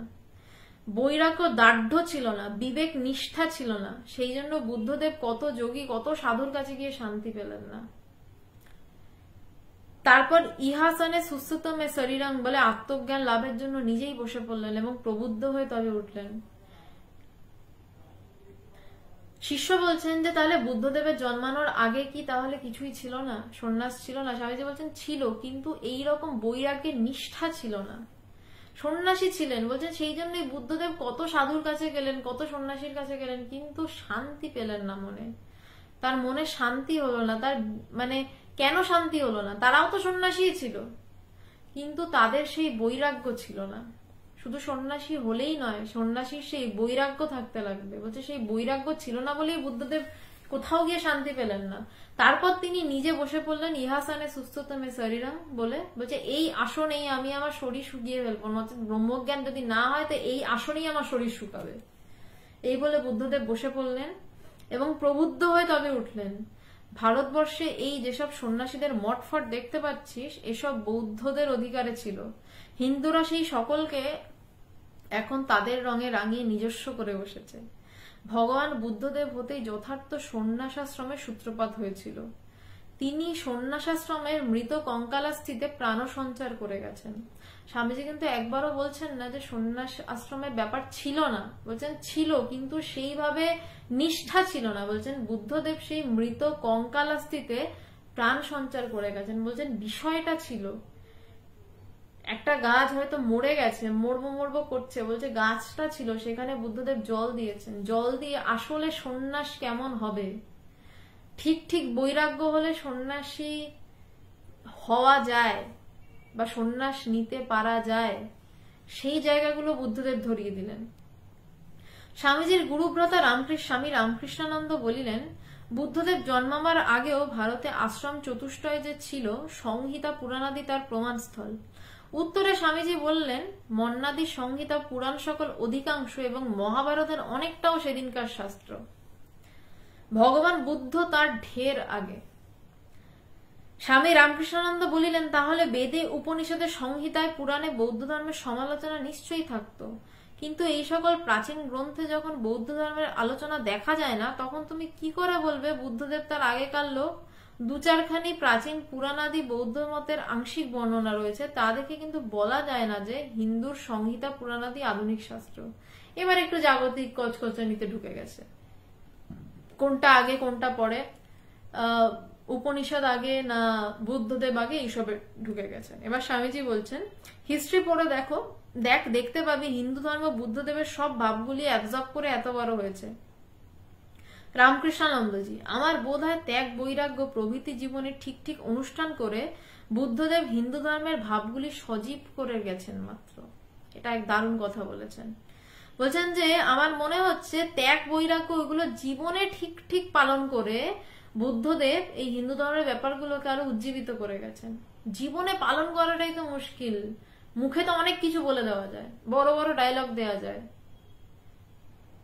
অনেক কিছু উপনিষদে লেখা থাকে, কিন্তু জীবনে পালন করার লোকটাই তো পাওয়া যায় না, জীবনে পালন করার লোকটাই তো নেই। তো বলছেন যে স্বামীজি বলছেন ওই কথা কিন্তু প্রমাণ করা যায় না, কারণ বুদ্ধদেব জন্মাবার আগেকার কোনো হিস্ট্রি পাওয়া যায় না। হিস্ট্রিকে অথরিটি বলে মানলে একথা স্বীকার করতে হয় যে পুরাকালের ঘোর অন্ধকারে ভগবান বুদ্ধদেবী একমাত্র জ্ঞানালোক প্রদীপ্ত হয়ে অবস্থান করছেন। এই রূপে পুনরায় সন্ন্যাসের প্রসঙ্গ চলিতে লাগিল। স্বামীজি বলিলেন, সন্ন্যাসের অরিজিন যেখানেই হোক না কেন, মানব জন্মের গোল হচ্ছে এই ত্যাগ ব্রতাবলম্বনে ব্রহ্মজ্ঞ হওয়া। যে বলছে সন্ন্যাসের যেখানে উৎপত্তি হোক না কেন, এবার আবার তত্ত্বে ফিরে এলেন স্বামীজি, বলছেন যাই হোক না কেন, সন্ন্যাসের শুরু যে করা থাকুক না কেন, আসল হচ্ছে এই সন্ন্যাস ব্রত অবলম্বন করে ব্রহ্মজ্ঞ হওয়া। ব্রহ্মজ্ঞ এমনিও হওয়া যায়, সন্ন্যাসী হওয়া ছাড়াও ব্রহ্মজ্ঞ হওয়া যায়। সন্ন্যাসীটা একটা kind of way of life, সেটা ঠিকই, কিন্তু সবার তো আর সেই রকম গুরু কপালে জোটে না, সবার তো আর সেই রকম অবস্থা নেই। তো তাই বলছেন যে এই ব্রত অবলম্বন যখন করছো, যখন তুমি এমনি জাগতিক সমস্ত বাউন্ডেশন থেকে বেরিয়ে আসছো, তখন তোমার জীবনে ঈশ্বর ছাড়া দ্বিতীয় কিছু চিন্তার বিষয় রইল না। তখন তুমি এই ত্যাগ ব্রত অবলম্বনের চেষ্টা করে করে শুধুমাত্র আমিকে খুঁজতে খুঁজতে ব্রহ্মজ্ঞ হও, নিজেকে জানো। সন্ন্যাস গ্রহণই হচ্ছে পরম পুরুষার্থ। যাদের বৈরাগ্য উপস্থিত হয়ে সংসারে বিতরাগ হয়েছে তারাই ধন্য। যাদের বৈরাগ্য উপস্থিত হয়ে সংসারে বিতরাগ হয়েছে তারাই ধন্য। এটা সত্যি। নিজের দিকে তাকাতে তাকাতে যখন বুঝবো বাইরে আর কিছুই নেই, তখন কে আর চাইবে, যদি কারো সংসার টংসার আগে থেকে না থাকে, সে বাইরে নিয়ে মেতে থাকতে? কে চাইবে? যাদের যাদের উদাহরণ পাওয়া যায় উপনিষদে বেদে, তাদের সবারই বিয়ে হয়ে যাওয়ার পর হয়তো তারা ব্রহ্মজ্ঞানের সন্ধান পেয়েছিলেন, নইলে কারোর বয়ে গেছে ব্রহ্মজ্ঞানের মানে ব্রহ্মজ্ঞানী হওয়ার পরে সংসারের ওই ঘুপচিতে ঢুকতে। সংসারের এই ঘুপচি বললাম, ওই ঘুপচিতে ঢুকতে বয়ে গেছে কারোর, কেউ যদি ঠিক ঠিক ব্রহ্মজ্ঞানী হয়ে গেছে। সন্ন্যাস গ্রহণই হচ্ছে পরম পুরুষার্থ। যাদের বৈরাগ্য উপস্থিত হয়ে সংসারের বিতরাগ হয়েছে তারাই ধন্য। শিষ্য মহাশয়, আজকাল অনেকে বলিয়া থাকেন যে ত্যাগী সন্ন্যাসীদের সংখ্যা বাড়িয়া যাওয়ায় দেশের ব্যবহারিক উন্নতির পক্ষে ক্ষতি হইয়াছে। গৃহস্থের মুখাপেক্ষী হইয়া সাধুরা নিষ্কর্ম হইয়া ঘুরিয়া বেড়ান বলিয়া ইহারা বলেন উহারা সমাজ ও স্বদেশের উন্নতিকল্পে কোনরূপ সহকারী হন না। এটা অনেকের বক্তব্য, শুধু শিষ্যের বক্তব্য নয়। আবারও বলছে যে ত্যাগী সন্ন্যাসী বেড়ে যাওয়ার জন্য দেশের ব্যবহারিক উন্নতির জন্য ক্ষতিকর হয়েছে, কারণ তারা চাকরি বাকরি করছে না, শুধু ঈশ্বরের জন্য বসে রয়েছে। কিন্তু বাস্তবিক যদি দেখা যায়, গোটা দেশের জনসংখ্যার 0.5% সন্ন্যাসী নয়। সবাই সন্ন্যাসী হতে পারে না, সন্ন্যাসী হতে চাইলেই সন্ন্যাসী হওয়া যায় না। আচ্ছা পিন্টু রানা, আপনার সমস্ত প্রশ্নের উত্তর আমি শেষে দিচ্ছি, মানে একটু শেষ হয়ে যাক তারপর আমি দিচ্ছি, আপনি একটু পরে শেষের পর একটু প্রশ্নগুলো করলে ভালো হয়, নইলে ঠিক কথার ফ্লোটা আটকে যায়। তো বলছেন যে সন্ন্যাস গ্রহণী, বলছেন যে যারা নিষ্কর্ম হইয়া ঘুরিয়া বেড়ান বলিয়া ইহারা বলেন উহারা সমাজ ও স্বদেশের উন্নতি কল্পে কোনরূপ সহকারী হন না। তারা ঘুরে বেড়ান, তাই জন্য তারা সমাজ ও দেশের কোনরূপ উন্নতি করছেন, এটা সাধারণ মানুষ ভেবে থাকে।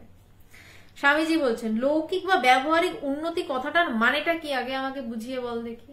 এই যে সবাই বলে সন্ন্যাসীরা রয়েছে, তারা কি উপকার করছে সমাজে? অনেকে, বেশিরভাগ মানুষই বলে, আমার বাড়ির অনেক লোক বলে। স্বামীজি বলছেন লৌকিক বা ব্যবহারিক উন্নতি কথার মানেটা কি। বলছে এই কথার মানে কি, এটা একটু বুঝিয়ে বলতো আমাকে, যে লৌকিক বা ব্যবহারিক কথার উন্নতি হবে সেটার মানে কি। শিষ্য, পাশ্চাত্য যেমন বিদ্যা সহায়ে দেশে অন্ন বস্ত্রের সংস্থান করিতেছে, বিজ্ঞান সহায়ে দেশে বাণিজ্য, শিল্প, পোশাক পরিচ্ছদ, রেল, টেলিগ্রাফ প্রভৃতি নানা বিষয়ের উন্নতি সাধন করিতেছেন, সেরূপ হওয়া। বলছেন যে পাশ্চাত্য দেশে যেমন প্রচুর পড়াশোনা করছে, তারপর ইঞ্জিনিয়ার হলো, কেউ ডাক্তার হলো, এবং নতুন নতুন টেকনোলজি আনছে দেশে, বলছে সেটার কথা বলছি। স্বামীজি, মানুষের মধ্যে রজগুণের অভ্যুদয় না হলে এসব হয় কি? সারা ভারতবর্ষ ঘুরে দেখলাম কোথাও রজগুণের বিকাশ নাই, কেবল ঘোর তমগুণে ইতর সাধারণ সকলে পড়ে রয়েছে। কেবল সন্ন্যাসীদের ভিতরেই দেখেছি রজ ও সপ্তগুণ রয়েছে। এরাই ভারতের মেরুদণ্ড, যথার্থ সন্ন্যাসী, গৃহীদের উপদেষ্টা। তাদের উপদেশ ও জ্ঞানালোকে পেয়েই পূর্বে অনেক সময় গৃহীরা জীবন সংগ্রামে কৃতকার্য হয়েছেন। সন্ন্যাসীদের বহুমূল্য উপদেশের বিনিময়ে গৃহীরা তাহাদিগকে অন্ন বস্ত্র দেয়। এই আদান প্রদান না থাকলে ভারতবর্ষের লোক এতদিনে আমেরিকার ইন্ডিয়ানদের মতো এক্সটিংক্ট হয়ে যেত। মানে বলছেন এই আদান প্রদান না থাকলে আমেরিকার আদিবাসীদের মতন উজাড় হয়ে যেত। সন্ন্যাসীদের গৃহীরা দুমুঠো খেতে দেয় বলে গৃহীরা এখনো উন্নতির পথে যাচ্ছে। সন্ন্যাসীরা কর্মহীন নয়, তারাই হচ্ছে কর্মের উৎস। উচ্চ আদর্শ সকল তাদের জীবনে বা কার্যে পরিণত করতে দেখে এবং তাদের কাছ থেকে ওই সকল উচ্চ ভাব সকল নিয়ে গৃহীরা কর্মক্ষেত্রে জীবন সংগ্রামে সমর্থ হয়েছে ও হচ্ছে। শিষ্য একটা জাগতিক কথা বলেছিল, সবাই এটাই ভাবে যে সন্ন্যাসীরা থেকে কি লাভ, ওরা তো কোনো উপকারই করছে না। তো স্বামীজি বলছেন উপকার করা কাকে বলে, লৌকিক উপকারটা কি সেটা আগে বল। তো বলছে লৌকিক উপকারটা এরকমই যে পড়াশোনা করলো, করে টেকনোলজির প্রচুর উন্নতি করলো, সে দেশের মানুষের কিছুটা সুযোগ সুবিধা হলো। তো স্বামীজি বলছেন যে সন্ন্যাসীরাই আসল উৎস। বলছে তারা উচ্চ উচ্চ আদর্শ ভিতরের নিয়ে বসে রয়েছে। একটা ধরুন প্রজেক্ট রেডি হলো, সেখানে প্রচুর ভালো ভালো বৈজ্ঞানিকরা রয়েছেন, কিন্তু তাদের মধ্যে আদর্শ নেই, সঠিক চিন্তা নেই। তারপর কি দেখা যাবে, এ টাকা নিয়ে নিল, ও টাকা নিয়ে নিল, সব টাকা নিয়ে সব ছাড়খাড় হয়ে গেল। তো বলছেন যে স্বামীজি বলছেন যে সন্ন্যাসীদের এই আদর্শটাকে যে ধরে বসে রয়েছে, এর বিনিময়ে গৃহীরা তাদের দুমুঠো অন্ন বস্ত্র দিচ্ছে। বলছে আদান প্রদান না থাকলে পুরো আমেরিকান আদিবাসীদের মতন জড়ো হয়ে যেত। বলছে এই উচ্চ আদর্শ সকল তাদের জীবনে বা কার্যে পরিণত করতে দেখে তাদের কাছ থেকে ওই আইডিয়া নিয়েই এত বড় হচ্ছে। স্বামীজির জীবনের একটা ঘটনা বলে রাখি, আমি এটা পড়েছি, আমি এটা সত্যতা জানি না, আমি এটা অনেকেই যেমন পড়েছেন তেমনই হয়তো আমি পড়েছি। জামশেদজি টাটা সাথে একবার স্বামীজির জাহাজে দেখা হয়েছিল এবং স্বামীজি জামশেদজি টাটাকে উপদেশ দিয়েছিলেন যে আপনি লোহার ব্যবসা করুন। এবং তারপরে কিন্তু আজকের এত টাটা, আমি জানি না এই তথ্যটি সঠিক কিনা, আমিও ইন্টারনেটের মাধ্যমে পেয়েছিলাম, পড়েছিলাম, আপনারা হয়তো পড়ে থাকবেন। এবং স্বামীজি তো সন্ন্যাসী এবং আরো অনেক সন্ন্যাসী আমরা এখনো দেখি যাদের উচ্চ আদর্শ নিয়ে তারা স্থির হয়ে রয়েছেন বলে গৃহীরা ওই আদর্শটাকে গ্রহণ করতে পারে। তাই তার বদলে গৃহীরা তাদেরকে দুবেলা দুমুঠো খেতে দিচ্ছে। আর সমাজের সকল লোক সন্ন্যাসী হয়ে যাচ্ছে না, বললাম তো 0.5% লোকও সন্ন্যাসী হয়ে যায়নি। বলছে পবিত্র সন্ন্যাসীদের দেখে গৃহস্থরা পবিত্র ভাব সকল জীবনে পরিণত করছে ও ঠিক ঠিক কর্মতৎপর হচ্ছে। সন্ন্যাসীরা নিজ জীবনে ঈশ্বরার্থে ও জগতের কল্যাণার্থে সর্বস্ব ত্যাগরূপ তত্ত্ব প্রতিফলিত করে গৃহীদের সব বিষয়ে উৎসাহিত করছে, আর বিনিময়ে তারা তাদের দুমুঠো অন্ন দিচ্ছে।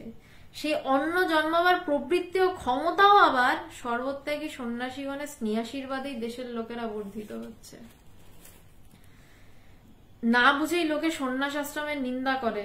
অন্য দেশে যাই হোক না কেন, এদেশে কিন্তু সন্ন্যাসীরা হাল ধরে আছে বলেই সংসার সাগরে গৃহস্থদের নৌকা ডুবছে না। এটা দুর্ধর্ষ কথা বললেন স্বামীজি। বললেন যে সন্ন্যাসীরা আদর্শ নিয়ে দাঁড়িয়ে রয়েছে এবং গৃহীরা সেই আদর্শ থেকে উৎসাহিত হয়ে তার কিছু মাত্র নিচ্ছে, তার বদলে তারা সন্ন্যাসীদের দুমুঠো অন্ন দিচ্ছেন, খেতে দিচ্ছেন। এবং সেই অন্নটা যে তৈরি হচ্ছে, বলছে ওই যে দুমুঠো অন্ন জন্মাবার প্রবৃত্তি আবার ক্ষমতাও সর্বত্যাগী সন্ন্যাসীদের স্নেহাশীর্বাদেই এদেশের লোকের হচ্ছে। বলছে যে অন্নটা যে তৈরি করবে, সেটা যে মানে অন্ন ফলাবে, বলছে সেটাও সন্ন্যাসীদের আশীর্বাদেই কিন্তু হচ্ছে। তাও সন্ন্যাসীরা পুরো ডিমান্ড করে না, বলছে তাদের বেঁচে থাকার মতন যদি দেয় তারা বেঁচে থাকে, এটুকুই। বলছে অন্য দেশে যা হোক, এদেশে কিন্তু সন্ন্যাসীরাই গৃহস্থদের হাল ধরে রয়েছে। একজন কাউকে প্রচন্ড শক্ত হয়ে সামনে সব ছেড়ে দাঁড়িয়ে থাকতে হয়, তার পিছনে খেলা করে। গাড়ি রাস্তার উপর দিয়ে গাড়ি শাঁসা করে ছোটে, রাস্তাটা কিন্তু স্থির, রাস্তাটা কিন্তু একদম স্ট্যাগন্যান্ট হয়ে থাকে, রাস্তার কিন্তু চলাচল হয় না, উপর দিয়ে হাজার হাজার গাড়ি যায়। সন্ন্যাসীরা ওরকম স্থির হয়ে আদর্শ ধরে থাকে। তারপর গৃহস্থেরা ওই আদর্শের উপর দিয়ে কিছুটা আদর্শ নিয়ে তারা দৌড়ায়। শিষ্য মহাশয়, লোক কল্যাণে তৎপর যথার্থ সন্ন্যাসী কয়জন দেখিতে পাওয়া যায়? এটা এখনো প্রশ্ন। বলছে লোক কল্যাণে তৎপর যথার্থ সন্ন্যাসী আর কতজন বা দেখতে পাওয়া যায়? এখনো সবাই এই প্রশ্নটাই করে চলেছে। 100 বছর প্রায় আগের কথা, 100 বছরেরও বেশি সময় আগের কথা, 1897 সালের কথা, এখন 2021 সাল। স্বামীজি, 1000 বছর অন্তর যদি ঠাকুরের ন্যায় একজন সন্ন্যাসী মহাপুরুষ আসেন তো ভরপুর।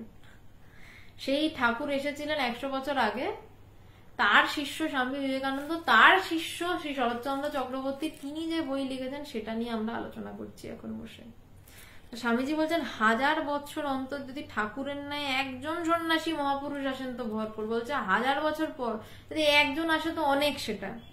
তিনি যে সকল উচ্চ আদর্শ ভাব দিয়ে যাবেন তা তার জন্মাবার 1000 বছর পর অব্দি লোকে নিয়ে চলবেন। বলছেন এরকম একজন যদি আসে, তিনি যে ভাব দিয়ে যাবেন সেটা নিয়ে সাধনা করতে করতে 1000 বছর লোকের কেটে যাবে, তাও লোকে বুঝবে না। এই সন্ন্যাস আশ্রম দেশে ছিল বলেই তো তার ন্যায় মহাপুরুষেরা এদেশে জন্মগ্রহণ করেছেন। দোষ সব আশ্রমেই আছে, তবে অল্পাধিক। সব আশ্রম বলতে কি বলা হচ্ছে? সন্ন্যাস আশ্রম, সংসার আশ্রম, এই সবগুলোকে প্রাচীন যুগে ভারতবর্ষে আশ্রম হিসেবে বলা হতো। চতুরাশ্রম বর্ণনা করা হতো। একদম ছোট বয়সে এক প্রকার আশ্রম, গুরুগৃহে আশ্রম, বিবাহ জীবন আশ্রম, সন্ন্যাস আশ্রম। বলছে সমস্ত আশ্রমেই দোষ অল্পাধিক রয়েছে। দোষ সত্ত্বেও এতদিন পর্যন্ত যে এই আশ্রম অন্যান্য সকল আশ্রমের শীর্ষ স্থান অধিকার করে দাঁড়িয়ে রয়েছে, তার কারণ কি? বলছে দোষ সব আশ্রমেরই রয়েছে।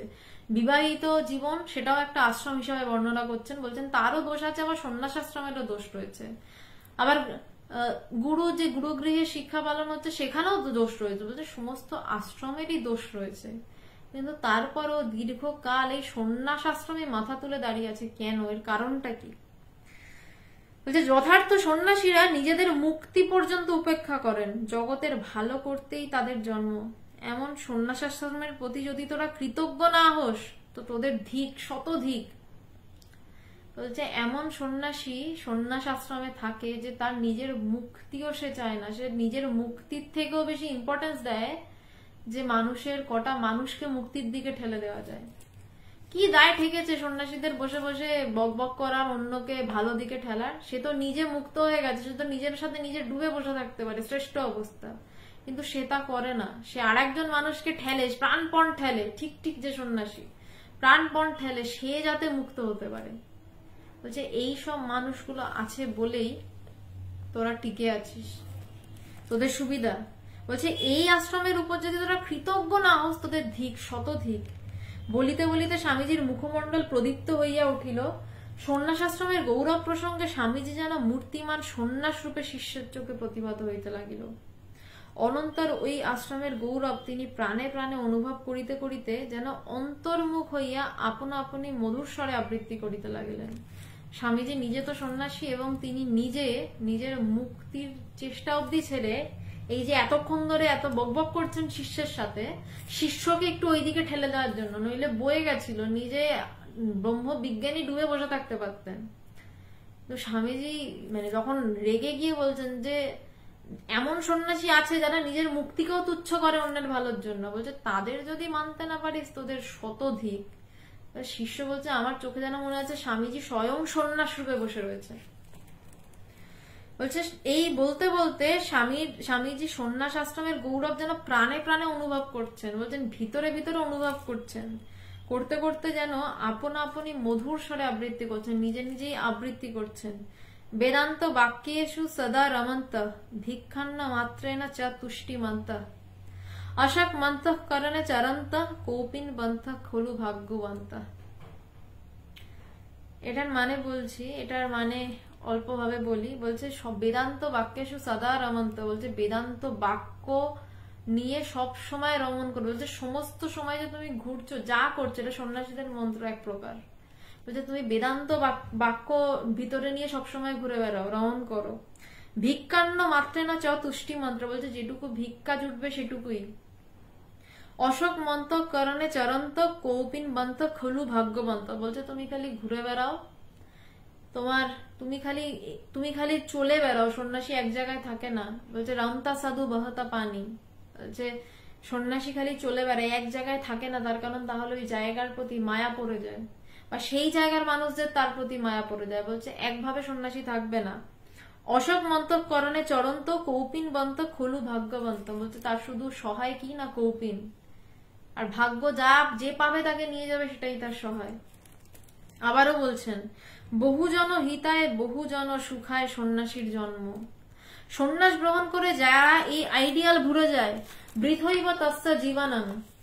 বলছে সন্ন্যাসীর জন্ম কেন? বহুজন হিতায় বহুজন সুখায়, বহুজনের হিতে বহুজনের সুখে।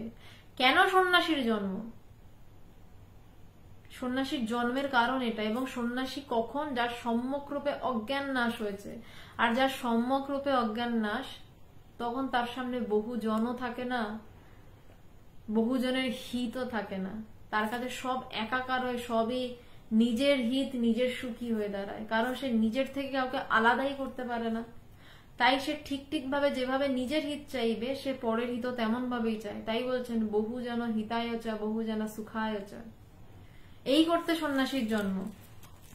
সন্ন্যাস গ্রহণ করে যারা এই আইডিয়াল ভুলে যায়, বলছে যারা এই লক্ষ্য ভুলে যায় সন্ন্যাস গ্রহণ করতে, বৃথাইবা তাস্য জীবনং। বলছে তাদের জীবনই বৃথা। পরের জন্য প্রাণ দিতে, জীবের গগনভেদী ক্রন্দন নিবারণ করতে, বিধবার অশ্রু মোছাতে, পুত্র বিয়োগ বিধুরার প্রাণে শান্তি দান করতে, অজ্ঞ ইতর সাধারণকে জীবন সংগ্রামের উপযোগী করতে, শাস্ত্রোপদেশ বিস্তারের দ্বারা সকলের ঐহিক ও পারমার্থিক মঙ্গল করতে এবং জ্ঞানালোক দিয়ে সকলের মধ্যে প্রসুপ্ত ব্রহ্মসিংহকে জাগরিত করতে জগতে সন্ন্যাসীর জন্ম। সন্ন্যাসীর জন্ম কি করতে? শুধু ভিক্ষা করে দুমুঠো খেতে না। সন্ন্যাসীর জন্ম বলছেন কি করতে? বলছে জীবের গগনভেদী ক্রন্দন নিবারণ করতে। বলছে বিধবার অশ্রু মোছাতে, পুত্র বিয়োগ বিধুরার প্রাণে শান্তিদান করতে। যার ছেলে মারা গেছে, যার মেয়ে মারা গেছে, তার প্রাণে শান্তিদান করতে। বলছে ইতর সাধারণকে জীবন সংগ্রামের উপযোগী করতে। আর একজনকে সন্ন্যাসী হওয়া সেটা তো পরের ব্যাপার। বলছে যে আগে মানুষকে মানুষের মতন বাঁচতে শেখাও। কিভাবে শেখাবে না? শেষে সেই কথাই বলছেন যে জ্ঞানালোক দিয়ে প্রত্যেকের ভিতরে প্রসুপ্ত ব্রহ্ম সিংহকে জাগরিত করতে। প্রত্যেকের মধ্যে সেই ব্রহ্ম সিংহ রয়েছে, সুপ্ত হয়ে রয়েছে। সুপ্তর থেকেও আরো একটু নিচের স্তরে, তাই বলছেন প্রসুপ্ত, বিশেষভাবে সুপ্ত সেই ব্রহ্ম সিংহ ভিতরে রয়েছে। সেটাকে জাগানো সন্ন্যাসীর কাজ। এই যে ইতর সাধারণের দুঃখ নিবারণ করবে, মানুষকে মানুষ হিসাবে জানাবে, বিধবার চোখের অশ্রু মোছাবে। কিভাবে? বলছে সেই ব্রহ্ম সিংহকে জাগরিত করে। পরে নিজ ভাতৃগণকে লক্ষ্য করিয়া বলিতে লাগিলেন আত্মান মোক্ষার্থাং জগদ্ধিতায় চ। আমাদের জন্ম কি করছিস সব বসে বসে?